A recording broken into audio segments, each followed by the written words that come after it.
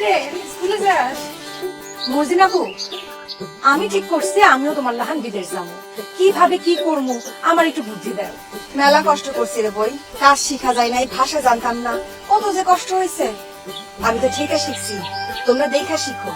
কি করবো কও, আগে মন দিয়ে কাজ শিখো, ভাষা শিখো, কোন এজেন্সি থেকে পাঠাইতেছে সেটা জানবা, কি কাজ, কয় ঘন্টা কাজ, বেতন কত, সব জানবা।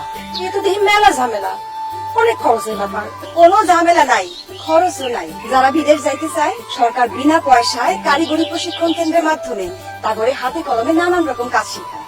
সব জেলাতেই ব্যবস্থা আছে, অহন উপজেলাতে হইতেছে। সত্যি? হ, ঠকার জন্য বিদেশ যায় না, জিতার জন্য যাই। একদম ঠিক কথা।